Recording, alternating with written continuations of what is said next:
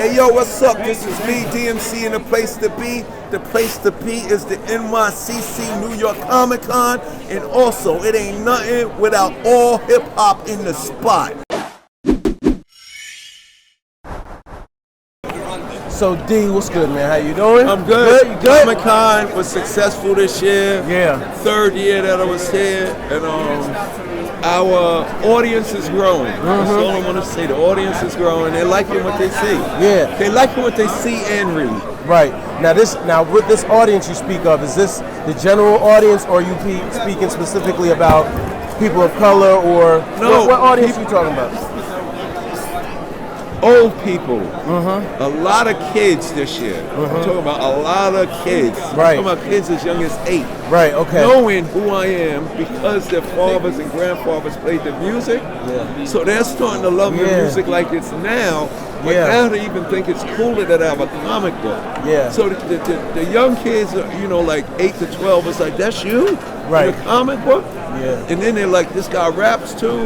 Yeah. But what I mean by the audience is people are really liking the DMC comic book. Yeah. Which is good. I reread it last night just to brush up, and I was like, wow. And then I saw a bunch of little hidden messages, hidden names I recognized, like your son.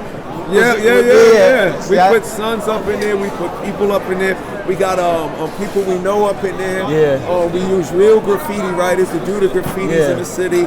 So our comic book there's a lot of Easter eggs. You never know who you'll see walking down the street. Right. Randomly walking down the street, and there's something in it for everyone. Right. It's something in it for every generation. We wanted to represent every generation of comics. I was a kid of the 70s, and then in the 80s, and then the 90s, and then even all the way up till now. So we're trying to bring everybody together. Like a hip-hop song. Right. Our book is a hip-hop song in book form. No doubt. Now, I was telling somebody the other day, somebody asked me how was it making a transition moving all the way from Delaware to New York, and I was like, well, it wasn't that hard.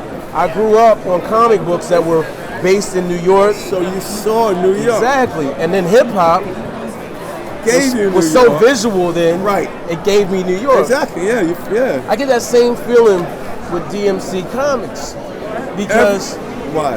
Well, it just seems it's so authentic. Yes. Every little kid used to always go. Not every little kid. Every time in the 90s and early 2000s, every time I did an interview at a radio station, and I would talk about what it was like in the old school. All the interns. Because it's usually the younger, they're either first year in college or they're seniors. They all the interns at radio stations that when I'm on the air talking about the old school, every time, Philly, Georgia, Baltimore, LA, California, Chicago. Mr. DMC, I wish I was alive in the old school era. And I'll say, why would you say that now? Because it sounds like it was so much fun. Right. Just hearing you speak on it. So the comic book actually puts you in the old school essence of New York City. Breakdancing, graffiti, music, metal, punk rock, and rock and roll. Okay. The artists like Keith Aaron, Basquiat, Lou Reed, the Ramones, all the elements of that period, Bambaataa, Zulu Nation, Grandmaster Flash, because people forget, Debbie Harry did a rap song rapping about a DJ named Flash. Right. And the people that didn't know the scene in New York was like, who the hell is she talking about? Right. But if you knew, Debbie Harry was downtown in New York City with Fab over there. There was Lou Reed over there, the Ramones over there, the Beasties over there, Running over there, Zulu Nation over there, Keith Aaron over there, Basquiat over there. So our book is the essence, it's a big statement of hip-hop, but it's not a so-called hip-hop comic book. Right. You know what I'm saying? Dope. It was like when you listen to the song and when you was looking at the videos or something, you felt like you was in New York. So that's what we put into the book. Okay. And it's working. That's the cool thing. On the panel, you said something that I never heard before, and it wasn't in your book either. Right. I read the book, and you said something along the lines of the dark period in your life, and this comic book, and the opportunity, giving you life essentially. Right. It's a long story, but the story goes like this. In 1993, Pete Rock, he hates when I say this, Pete Rock produced Down with the King for us.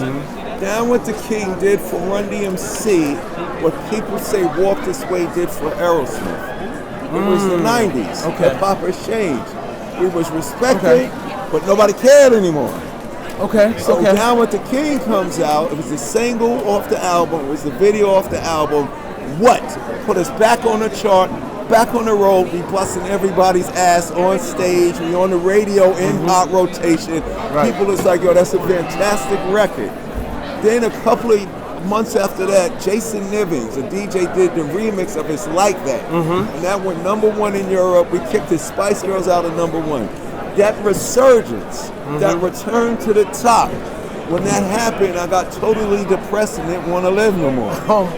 And the paydays was bigger. Right. We was opening for Naughty. Yeah. It was crazy. I would go to my bed every day depressed, saying, there's gotta be something more to this existence. You know what I'm saying? And I questioned, am I here just to be DMC, this rap dude? And that wasn't satisfying. So to make a long story short, I went into a deep depression. I wanted to kill myself. Then I found out that I was adopted. Then I found out that I was a foster kid. Then Jam Master Jay got shot and killed, and then my father died. So I was totally not in existence. I was here physically, but I was not here spiritually, emotionally, and mentally. So I wanted to end it all. After therapy and after going to rehab, when I came out, I was open. And just chance so have it is when I go on this meeting with Riggs. Right. And I sit down, and the meeting that was supposed to be about music and other things turns to a discussion about comic books. And then Riggs tells me I should do a comic book, and I say no, and then he brings me to the New York City Comic Con, and then he says a year from now, I didn't believe him, 1 year from now you're going to debut a comic book there, and you're going to have your own comic book company.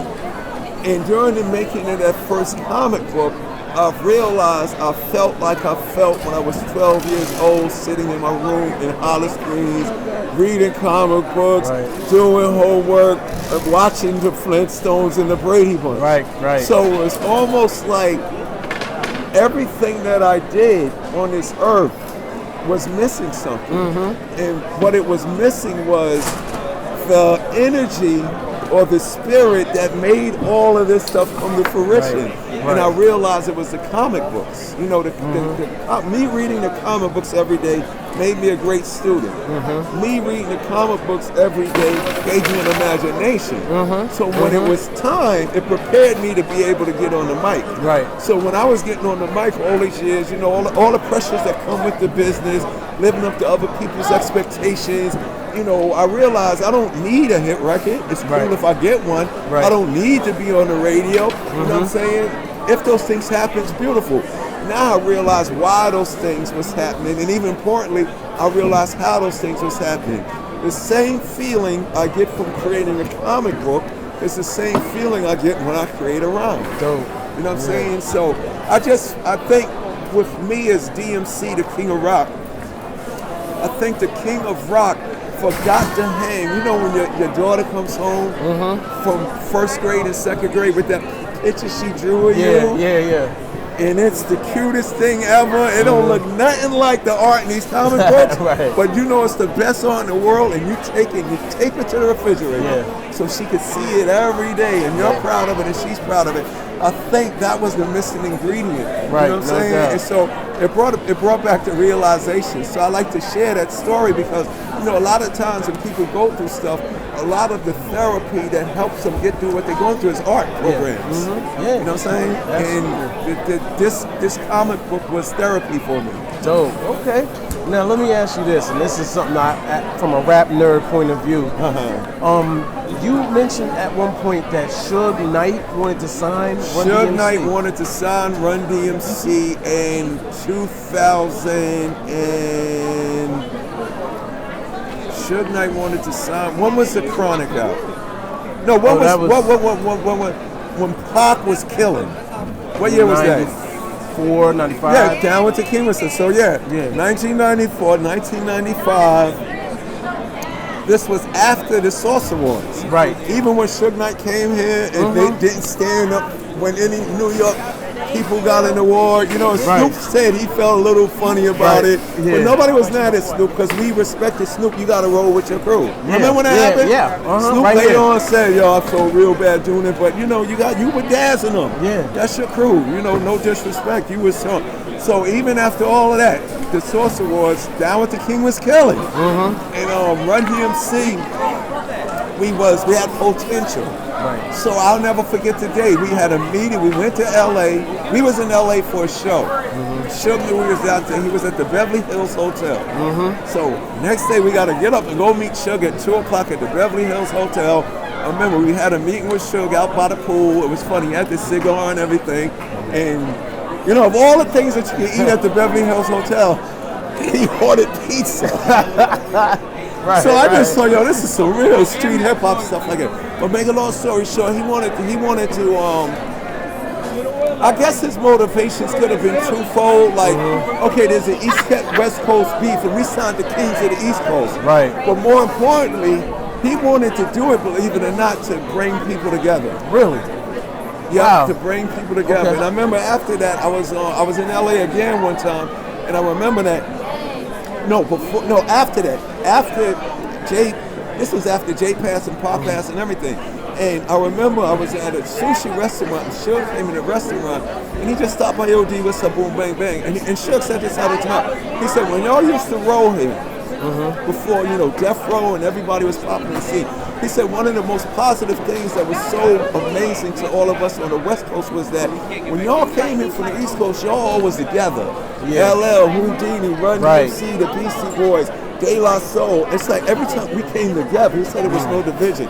So I guess deep down inside, even though, you know, the whole West Coast thing was glamorized the way that it was, there's always a competition. But I think signing Run DMC would have did two things. I signed the Kings from the East Coast now. You tell me we ain't rolling. But at the same time, when we had to meet with him, he said it would have been a positive thing to do. So I guess that was a good intention. Why didn't it work out? Things just went haywire. Pac got killed. The beef escalated to another level. It went haywire. Wow. Okay. Shout out to Jam Master Jay, man. Rest in peace. He's represented in your comic book as well, which I think is a beautiful thing. It was See, that's why the comic book is so special. You know what I'm saying? I could make all the dedication records about Jay and all of that, but this was something that nobody else could really do or has done. Right. So when we did the comic book, the whole purpose of having Jay representing the book is not only to keep his legacy alive, but Jay also was the spirit of Run DMC. He kept the yin and yang together. And that being said, Jay was our style, he was our sound, he was our fashion, he was our look, and he was our flavor. So in the comic book, the same way Jay used to provide us with cohesiveness, in the same way Jay used to provide us with the music and the beats of the cut and scratching, he's kind of like, I'm a superhero. I have these special powers, but I don't got everything. Right. So Jay provides me the technology that I lack. Like, for instance, in the first issue, I go out and fight in a real Adidas suit. There's no way that's going to survive fire, flames, laser beams, infrared rays and all that. So he designs me a suit that is heat resistant. I go out in real Adidas, that ain't going to work fighting crime. So he designs me a pair of Adidas that will never, ever, ever be phased, indestructible. So he's still giving me the flavor in the spirit in the book. And I mean, that's I didn't think of that. Yeah, I'm going to design a character, keep Jay's alive. No, it's good that I could do that. But it's even cooler the way that I'm doing it. Dope. And speak on your new EP. Yes, the new. I'm really excited about the new record. Okay. Back from it's an amazing backstory too, as well. Like the artists that you're working with. Yeah, what had happened 2 years ago? I was at Kansas City Comic Con, and Tony Moore was there. And, you know, he was shy. Hey, DMC, how you doing? So I guess he wanted to speak to me, but he had to get his confidence up. So, you know, throughout the con, we waving and whatever. So at the end of the con, he comes up to me, gives me an envelope and says, yo, the music changed my life. I know every lyric, this and that. I practically know who you are, whatever, this is for you, and he leaves. I get back to my room, I open it up, it's a picture of me as a zombie in the Walking Dead graphic novel style. Right. Phenomenal. Put it back in the thing, put it in my drawer by my nightstand. If you try to touch that drawer, you're going to get electrocuted, or the big club's going to come out the ceiling and knock you out and all that. So yo, check it out. I'm doing this EP. It's called Back from the Dead. The album cover art is done by Tony Moore because one of the songs on the EP is called Back from the Dead. And what had happened, the other song, there's a song with Chuck D, Public Enemy, Slaves on Dope, John Moyer from Disturbed, and Miles Kennedy and Rome from Sublime. So we put the EP together with the 4 songs, and the song with me and my band is called Back from the Dead. So it's like, we need some dope album cover art. We need something that's going to signify Back from the Dead. So for 2 days, I'm running around looking for ideas to fit Back from the Dead. Then I realized, in my drawer, I got this picture. And the cool thing about that is, it's comic books and hip hop coming together organically again. Right, that's dope. Because Tony Moore, the Walking Dead artist, is a big lover of hip hop. So everything just fell into place. Nice. All right, man. Appreciate you, brother. Thank you. Appreciate you more because you are all hip hop. Thank you. And then some. Peace.